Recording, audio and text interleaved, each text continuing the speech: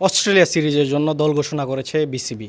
সেই দলে ফিরেছেন মুসাদ্দেক হোসেন সৈকত। দীর্ঘ 4 বছর পর ওয়ানডে দলে ফিরেছেন এই অফ স্পিনিং অলরাউন্ডার। তা নিয়ে আমরা কথা বলবো। বাংলাদেশের ওয়ানডে স্কোয়াড কেমন হলো অস্ট্রেলিয়ার বিপক্ষে, আমাদের ইন্ডিপেন্ডেন্ট টেলিভিশনের জ্যেষ্ঠ ক্রীড়া সাংবাদিক মাঝারুল ইসলাম শেখ। মাঝার, প্রথম 2 ওয়ানডের জন্য দল ঘোষণা করলো বিসিবি, কীভাবে দেখছেন? মুসাদ্দেক হোসেন সৈকত ফিরল দীর্ঘ 4 বছর পর। খুবই ভালো একটা স্কোয়াড, খুবই ভালো একটা স্কোয়াড। আর সবচেয়ে ভালো লেগেছে ব্যাখ্যাটা। প্রধান নির্বাচক যে ব্যাখ্যা দিয়েছেন আমি সত্যি খুব পছন্দ করেছি, ভালো লেগেছে। কারণ অঙ্কনকে যখন বাদ দেওয়া হয়েছে, আমি তখনই যখন আমি স্কোয়াডটা পড়ছিলাম বা দেখছিলাম তখনই মাথায় এসেছে অঙ্কন বাদ কেন। অঙ্কন একটা ইনিংস ব্যাট করেছিল, খারাপ করে নিয়ে এর আগে মনে হয়। আর করলেও আপনি বাদ দিতে পারেন না, একজনকে সুযোগ দিতে পারেননি, হঠাৎ করে বাদ দিবেন কেন? আপনি আপনি সোহানকে এর আগে নিয়েছেন, লাস্ট সিরিজে বাদ দিয়েছেন, প্রক্রিয়া আছে, আবারও আনবেন, ঠিক আছে। অঙ্কনকে আপনি যথেষ্ট সুযোগ ভোগান্তি ভুলে চলে আসুন রিগালে, ওয়ারেন্টি সহ স্টাইলিশ কালেকশন নিয়ে রেডি রিগাল ফার্নিচার। দেননি, কিন্তু ওখানে ব্যাখ্যা দিয়েছেন, আমার খুব ভালো লেগেছে এটা। ওখানে ব্যাখ্যা দিয়েছেন যে অঙ্কনকে আমরা সুযোগ দিতে পারিনি, কিন্তু আমার মনে হয়েছে ভালো টাচে আছে এখন সোহান, ডিপিএলে ভালো করছেন, তার স্কিলটা ভালো, এবং দল অনুযায়ী এক্সপিরিয়েন্স অনুযায়ী সোহানকে আমাদের দরকার। এই ব্যাখ্যাটা আমার ভালো লেগেছে। আপনি বাদ দিতেই পারেন, এর আগে অনেক কিছু হয়েছে। এই সৈকতকে নিয়ে আগে নির্বাচকে বলেছিলেন যে যতদিন মিরাজ আছেন সৈকত সুযোগ পাবেন না। এখন তো একই দলে মিরাজ এবং সৈকত, তাই না? একই দলে খেলছেন। সো যখন আপনার দরকার হবে এক্সপিরিয়েন্স, যখন দরকার হবে কম্বিনেশন, তখন আপনি 3জন কেন 4জন আপনি সেম ক্যাটাগরি প্লেয়ার নিতে পারবেন। আপনি একসময় তো নাসুম, তানভীর, নাসুম, তাইজুল এবং সাকিব একসাথে খেলেছেন না? সো হতে পারে। সো এই ব্যাখ্যাটা ভালো লেগেছে এবং খুবই ভালো, যৌক্তিক ছিল। সাথে হচ্ছে অবশ্যই সৈকতকে দরকার আছে দলে, কারণ একটা অপশন বেড়ে যায়।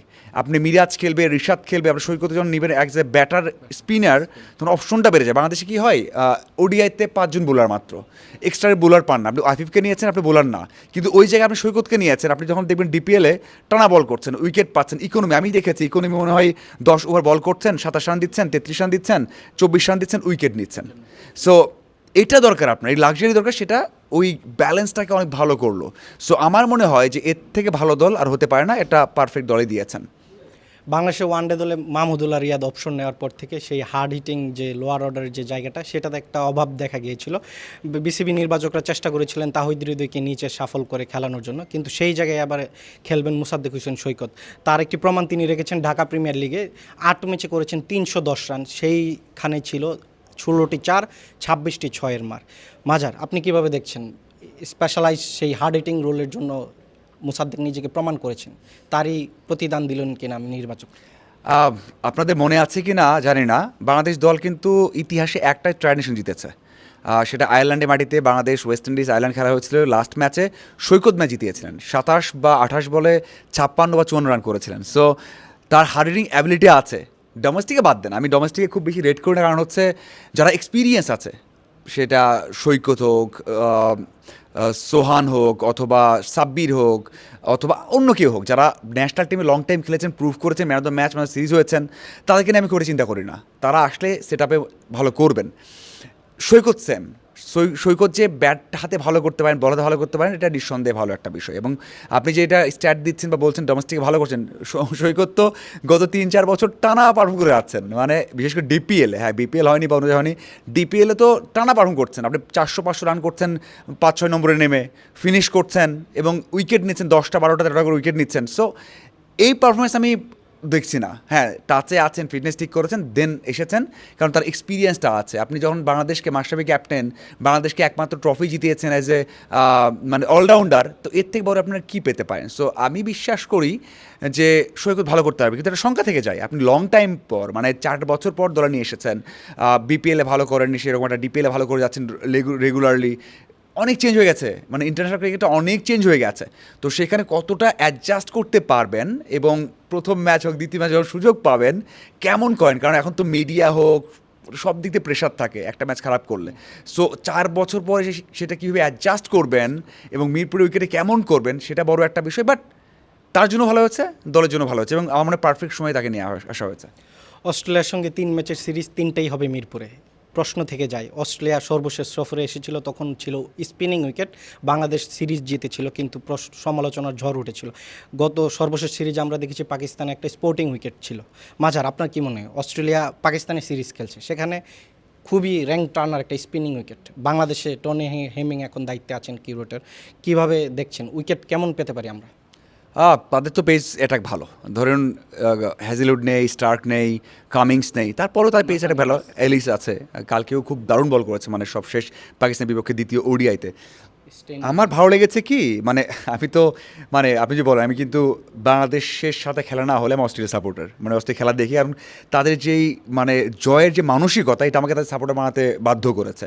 তাদের নাক ফেটে যাবে, হাতে ব্যথা পাবে, দৌড়াতে পারছে না ম্যাক্সওয়েল যেমন, কিন্তু জয়ের জন্য 100% দেবে, এটা আমাকে অনেক বেশি ইন্সপায়ার করে। সো সেই দিকে আমি খেলা তাদের দেখি।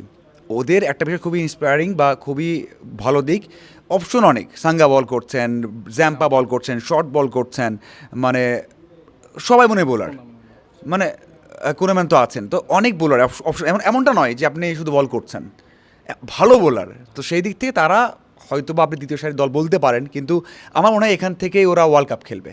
যারা আছে যে 4-5 জন নাম বললাম, স্টার্ক, হ্যাজেলউড অথবা কামিংস ছাড়া বেশিরভাগই এখান থেকে world cup, ODI world cup খেলবে, টি-20 ওয়ার্ল্ড কাপ খেলবে। সো ওই দলে এগেনস্টে কেমন করে বাংলাদেশ, এটা খুবই বড় একটা বিষয়। এবং আমার মনে হয় যে বাংলাদেশ ঘরের মাঠে একেবারে স্পিনিং উইকেট করবে না।